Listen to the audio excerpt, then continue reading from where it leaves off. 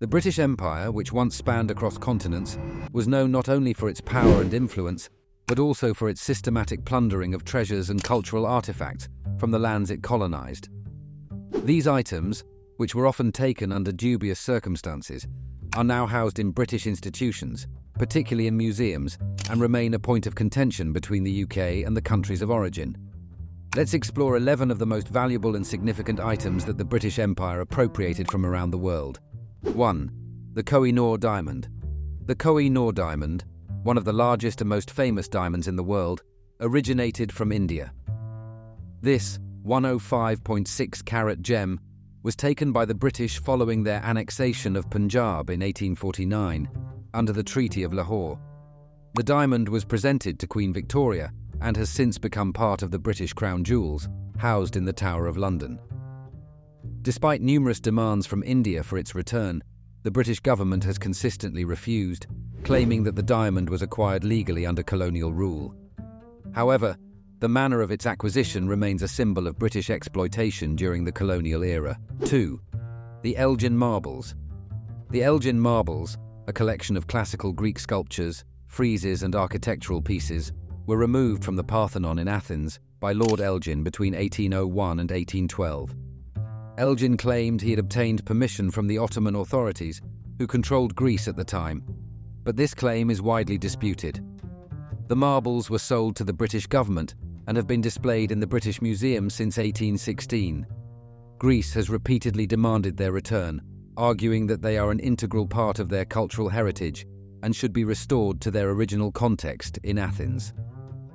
The British Museum, however, maintains that the marbles were acquired legally and are better preserved in London.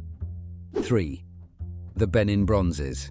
The Benin Bronzes are a collection of more than 1,000 metal plaques and sculptures that once adorned the royal palace of the Kingdom of Benin in present-day Nigeria.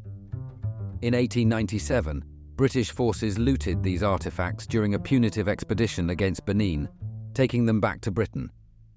The bronzes were distributed among various museums, with a significant number ending up in the British Museum. These items are considered some of the most important examples of African art, and Nigeria has long demanded their return.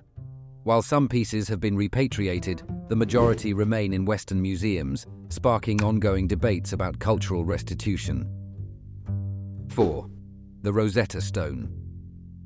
The Rosetta Stone is a granodiorite stele that dates back to 196 BC, featuring inscriptions in 3 scripts: Greek, Demotic, and hieroglyphic.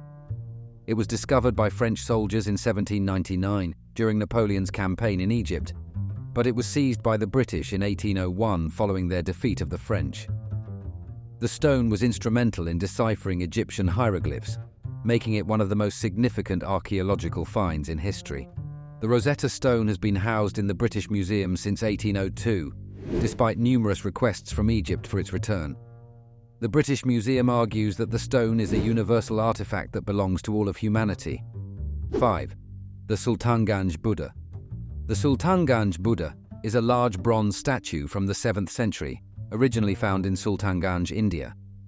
The statue was discovered during the construction of a railway in 1862 and was subsequently transported to England. It was acquired by a British industrialist and donated to the Birmingham Museum and Art Gallery, where it remains on display. The Sulang Gan Buddha is one of the most significant pieces of Indian art located outside of India, and its removal has been criticised as another example of British looting during the colonial period. There have been calls for its return to India, but these requests have not been seriously considered by the British authorities. 6. The Mdala Treasures. The Mdala Treasures refer to a collection of Ethiopian artifacts, including crowns, manuscripts, religious items, and royal regalia, taken by British forces after the Battle of Mdala in 1868.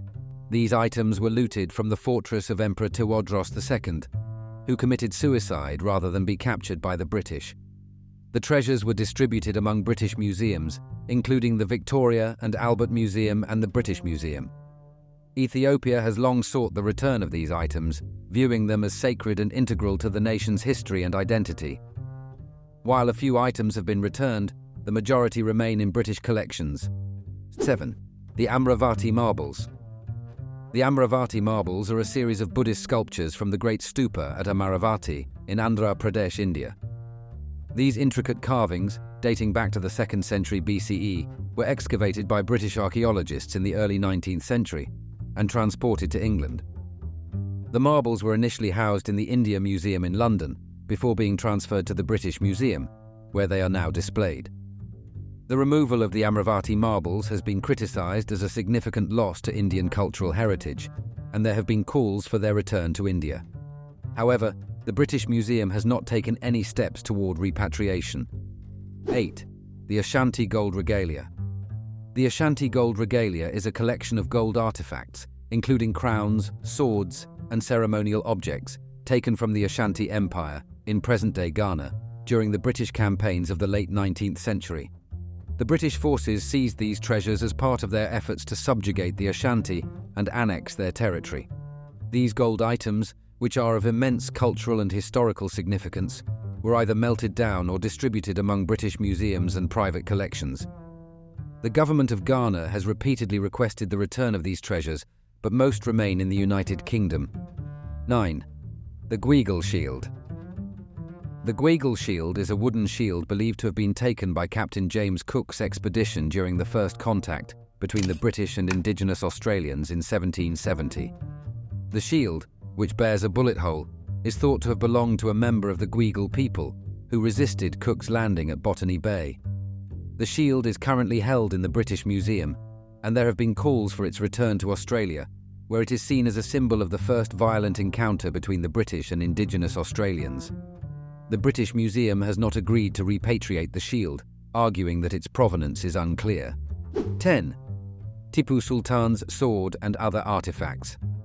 Tipu Sultan, known as the Tiger of Mysore, was a formidable opponent of British expansion in India. Following his defeat and death in 1799, British forces looted his palace, taking numerous artifacts, including his personal sword, which is richly decorated with gold and jewels. The sword, along with other items from Tipu Sultan's collection, was sold to private collectors and museums. While some of these items have been returned to India through private sales, many remain in British hands, symbolizing the British conquest and exploitation of Indian rulers. 11. The Great Star of Africa, Cullinan Diamond. The Great Star of Africa, also known as the Cullinan Diamond, is the largest clear-cut diamond in the world, weighing 530.4 carats. It was cut from the Cullinan diamond, discovered in South Africa in 1905. The diamond was presented to King Edward VII as a gift, ostensibly to smooth relations between Britain and South Africa following the Second Boer War.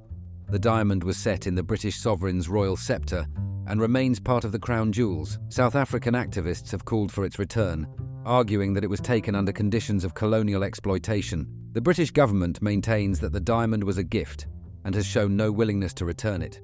The British Empire's legacy is marked by both its contributions to global development and its history of exploitation and looting. The 11 items discussed here represent only a fraction of the countless treasures taken from around the world, many of which remain in British collections, despite ongoing calls for repatriation. These items are not just valuable artifacts, they are symbols of the cultural and historical identity of the nations from which they were taken. The debate over their return continues to raise important questions about justice, restitution, and the legacy of colonialism in the modern world. Hope you like this video. If you want to explore more, check the left video.